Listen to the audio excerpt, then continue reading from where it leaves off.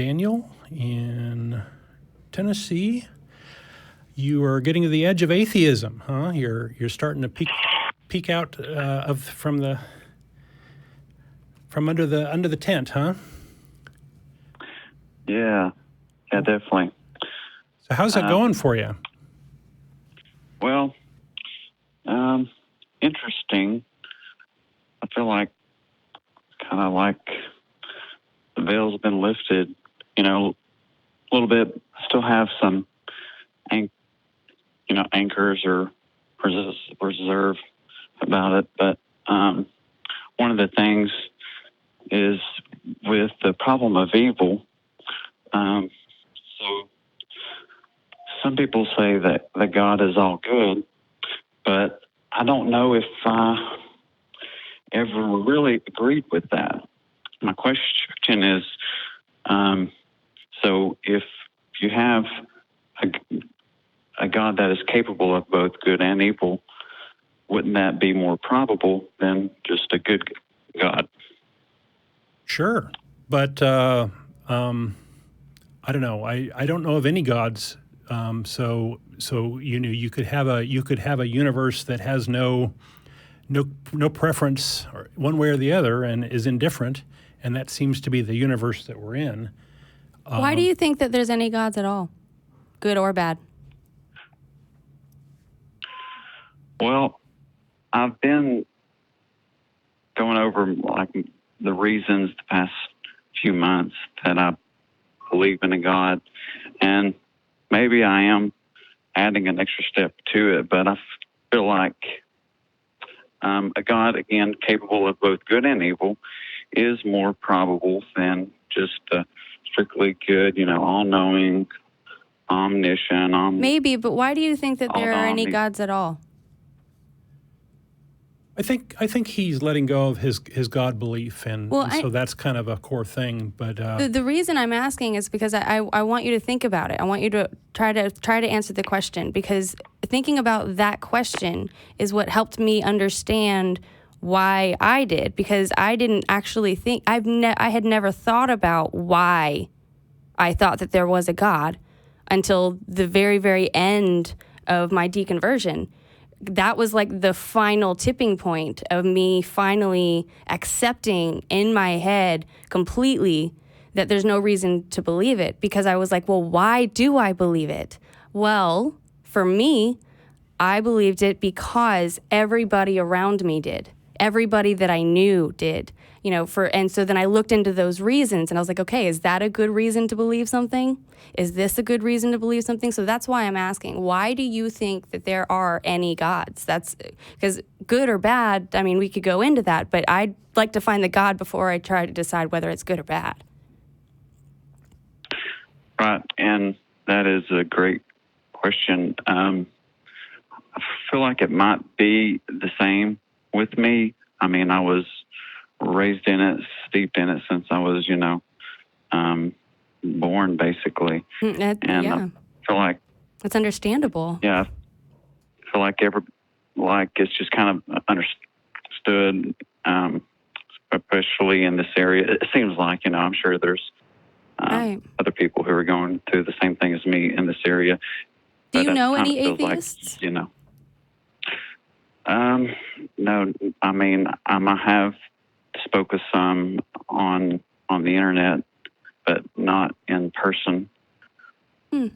Well, having some folks to talk to and reach out to is helpful. I had another kind of slant on your situation, and that was, if there's a God that's sort of good and evil, it's almost like the God is sort of an agent, or like a space alien that with magic powers that may be beyond our understanding, but it sort of raises the question of why worship it, right? And if it's got its own agenda and it's not necessarily set in relation to us, there's this question of how do we interact with such a thing, right? Do we treat it as, it's got its own agenda and we kind of distrust it until we know better? Or do we fall, do we say, oh, we want to suck up to this God because it's got power, and it's going to do things for us or whatever. Those would seem to be the main, or maybe go mate with it or something. I don't know, but those seem to be the human responses to these things in science fiction. I think that both of Right.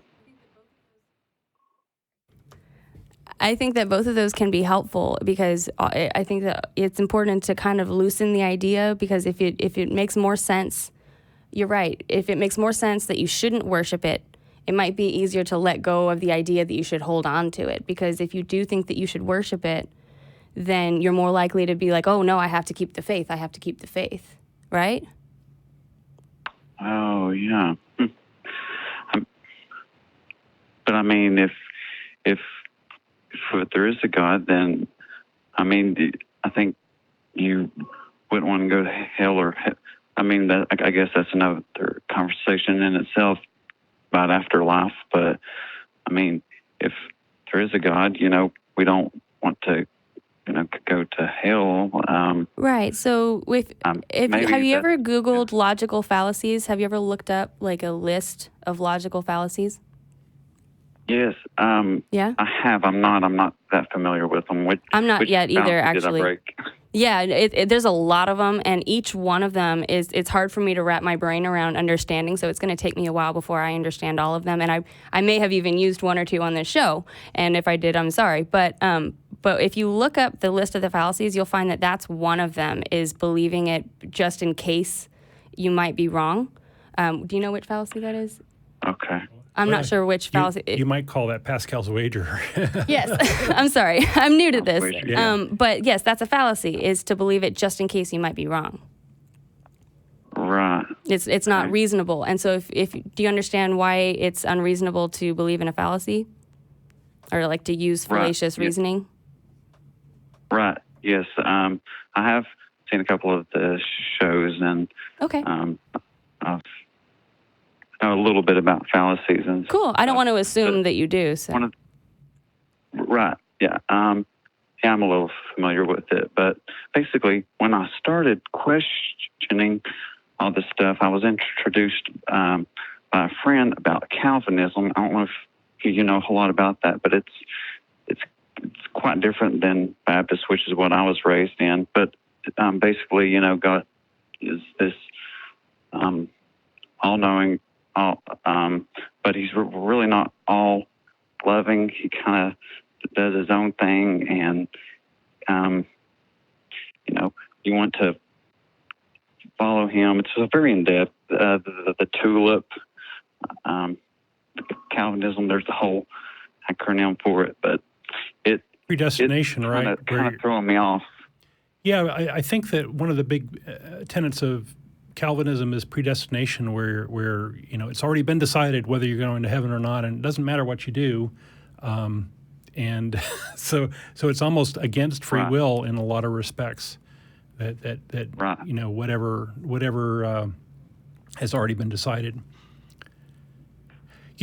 From my perspective, there's about as many notions of God as there are people, and mankind has invented hundreds of thousands or tens of thousands of gods that we've got cataloged, and lots of different variations and such. And my frustration is it's relatively easy to invent a theology, but there's work in sort of proving it true or providing some evidence for it, and so that's why we're kind of big on evidence for theological propositions. Right. Yeah, I hear you, and I feel like when I started questioning, I started down this road to, eventually becoming an atheist. But I feel like this whole Calvinism really threw a knot in it, or you know what I mean? But because it's starting to maybe throw me off. Not that I was going to go one way or the other, but it's harder for me to let go of theism now more than I've been studying a little bit more about this predestination and not necessarily an all loving God, but you just seek to be counseled by him and follow him and all this stuff. Right. So Right. So it sounds like you're kind of in a mode of searching a little bit and trying to sort of figure out what fits. yes, definitely, I Okay. really am. Okay. Well, I That's do. admirable. Yeah, I think that's a good process, and I would encourage you to keep doing that, and maybe just not look at one or two things, but look at a wide range would be my recommendation. And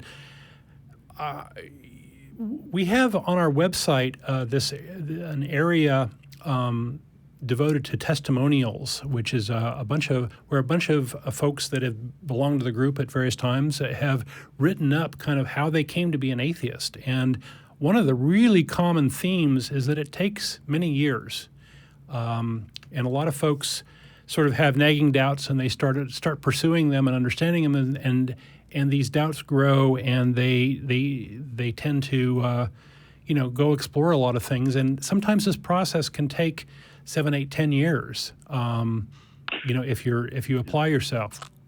So don't be hard on yourself that you're sort of searching and that you're kind of mulling things over and it's taking some time, because I do think these are big and complex questions, and it does take some time to really sort of go through it. How about you, Jenna? How long did it take you to kind of? From the moment that I started questioning, to the moment that I finally clicked, I probably took 5 or 6 years. Okay. Thankfully, the younger people seem to go through it a little faster than the older folks. Well, but the internet is extremely helpful with that. Use the internet, talk to people, reach out, meet some atheists. Yep. Please look in the chat on this forum. I bet you that it's blowing up right now with people that want to reach out to you and talk to you. Okay. So please. Yeah.